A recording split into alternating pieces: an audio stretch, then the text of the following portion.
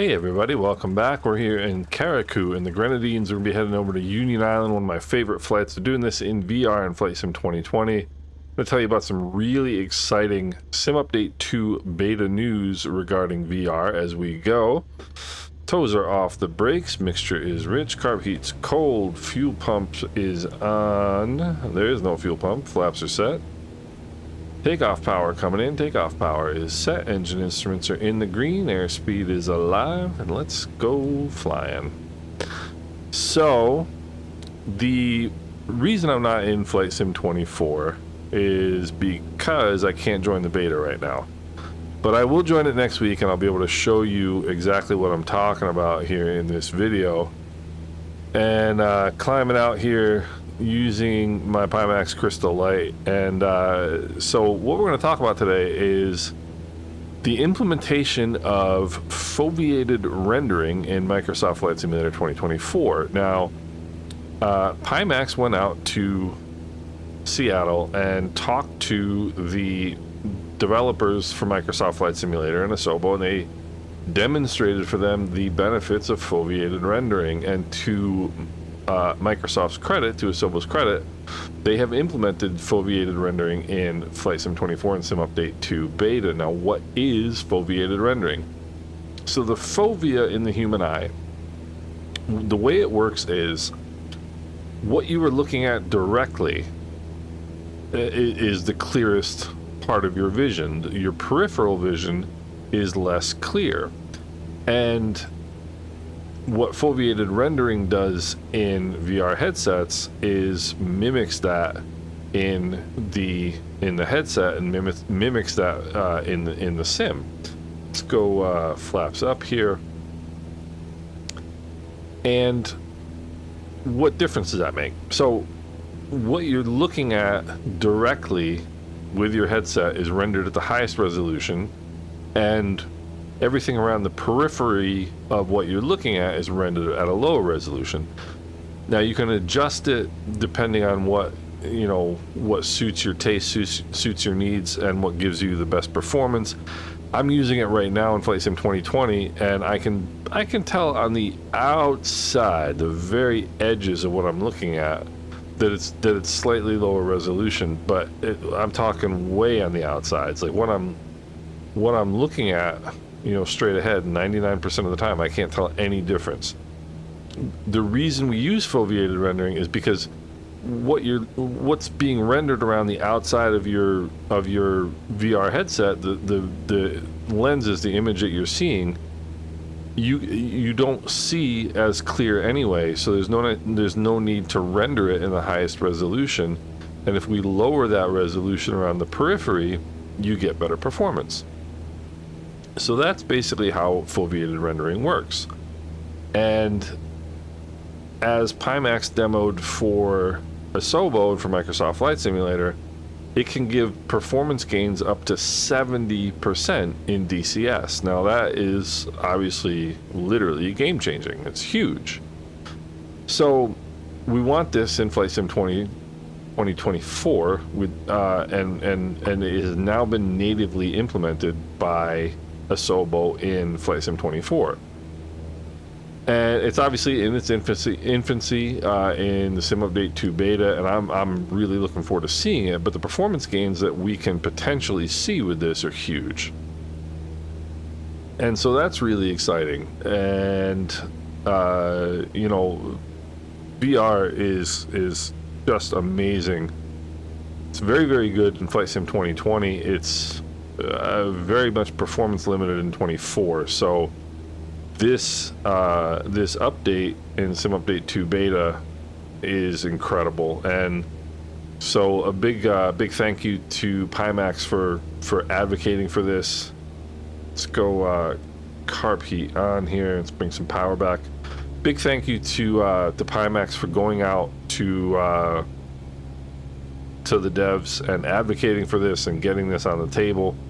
And the other thing I was going to mention real quick is anybody who is going to Sun and Fun, which is the huge aviation expo down in Lakeland, Florida, starts next Tuesday, April 2nd, runs through the 6th, I believe, April 6th on Sunday. Pimax is going to be there. They've got a booth down there as an official Microsoft Flight Simulator partner. So if you want to see this for yourself, go down and have a look.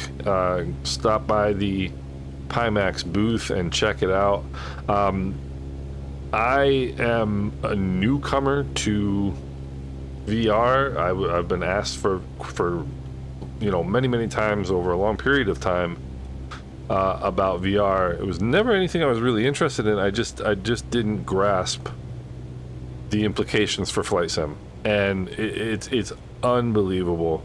There's two things that VR, two ways in which flight simulation is different from real flying. Number one is you don't have that seat of your pants, right? You don't have that feel, and technology is being developed nowadays so that we can even get that. But number two is the lack of depth perception. And I was always a 2D guy, flat panel computer screen guy. Partially because I thought, I use so many peripherals that, I don't know that VR is going to work for me. And now that I've tried it, even on this, I can tell so much further out on an approach where I am relative to everything that I'm kind of thinking about. Like right now, the reason I'm flying this flight is I want to show you the come down over this hill right here before the airport. And in 2D, this is fun. It's entertaining. It's a good time.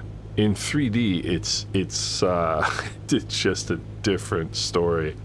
And I find myself in 2D looking a lot at my instruments to kind of get a feel for what's going on with the airplane. You don't have to do that in 3D. You don't have to do that in VR. Look at this. It is windy today. Whoopsie. See, and you can tell right where the end of that hill is and what you need to do. It's just a totally different ball game. VR. In a very, very good way. Especially if you're a GA flyer and you like flying, VFR GA flights, which is wonderful in Microsoft Flight Simulator. VR is your thing. If you haven't tried it, you've got to do it. A little bit of a balloon there.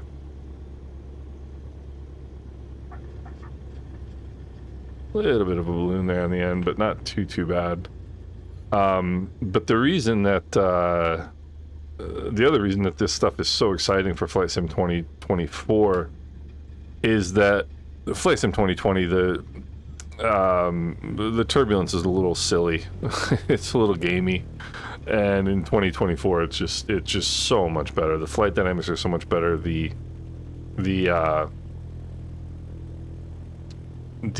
turbulence is so much better.